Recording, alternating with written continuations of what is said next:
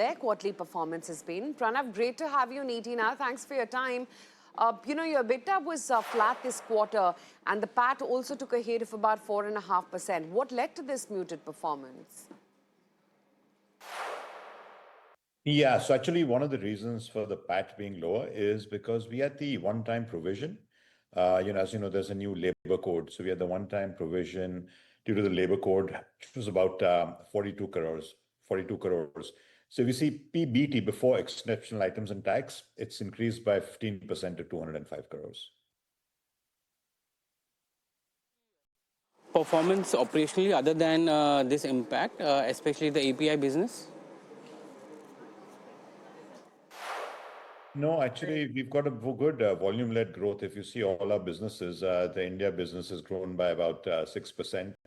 The US business grew by about 8%. The rest of the world generics grew by 36%. API was at 2%, but if you see on a 9-month basis, I think all the businesses are growing fine. So the ROW business was an exceptional growth. Within the India business, the animal healthcare, gynecology, ophthalmology have all grown pretty well as well. And how's the growth in US branded shaping up for you? Any update on the UTI drug Pivya that was expected to launch in Q4? No, so the UTI drug, we haven't started that as yet. We've been working on the field force and setting that up. So that growth is going to happen in Q4. I believe in the next couple of weeks, we will see some and we will announce it.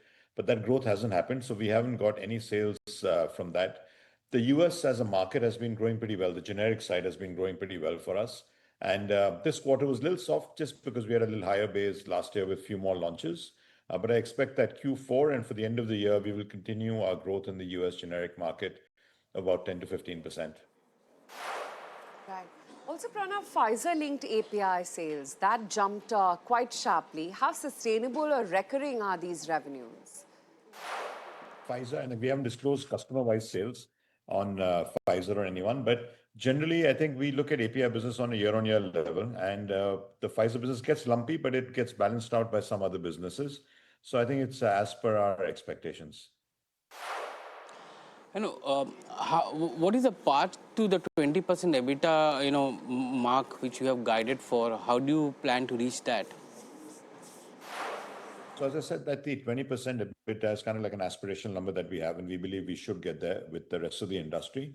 One of the reasons why this has been dragged down is because we have a bunch of new facilities which are not fully operational and occupied in terms of their occupancy. So what's going to happen is over the next couple of years, we're seeing a steady increase in the utilization of those facilities. And I believe it will get there. And then apart from that, the rest of the growth in all the other businesses consistently, we've been growing across all of that. So that will also help. Okay. And talk to us about which geographies or businesses are you expecting will be key growth drivers for you FY27? Yeah, so I think our main businesses are big businesses, as you know, in Alembic. One is, of course, the domestic formulation business that we hope to get back to market growth. That will help our margins because that's India business is a great business. So India business is one. Number two is the US business with the increased launches and the volumes that we're seeing. The US business will continue with our growth. The ROW, rest of the world generic business has also been a fantastic business. I think over the last 5 years, CAGR is upwards of 20%. We expect that to continue growth as well. Yes, this quarter was exceptional at 36%. It will not be so high all the time. But at the end of the year, we will be 20% plus for this business as well. The API is one business where not just us, but across the board, I think we're seeing some kind of pricing pressure due to China and just the way the data is moving out of India. But hopefully, we will continue growing on the API business. It won't be as high as 15%, but we hope to be at least at about 10% or so. Also, Pranav, speaking about the rest of the world, Australia growth surged up a lot this quarter. Will that continue to drive ROW growth for you?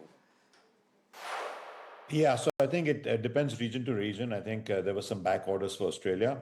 That's what caused this growth higher this quarter. Next quarter, I don't believe it'll be this 36% is a high growth rate to sustain quarter on quarter. But at the year level, we'll be at upwards of 20%.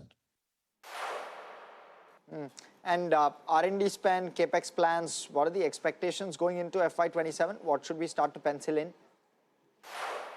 I think in terms of the R&D spend, we're at about 8-9%. So I think we will be at that. I think this year I'd given a guidance that we should be around between 600 to 650. We'll be within that range. Next year we will have a little incremental growth, but I think at a percentage level we won't exceed the 9% of our revenue in terms of R&D spend. In terms of capex, we're mainly at our maintenance capex, and we haven't worked out, but I'm assuming it'll be anywhere between 300 crores plus minus 300 to 500, depending on how much maintenance capex we do. But no large capexes for us. Pranav, and what's the visibility that you have going forward? What kind of growth are you anticipating for FY27?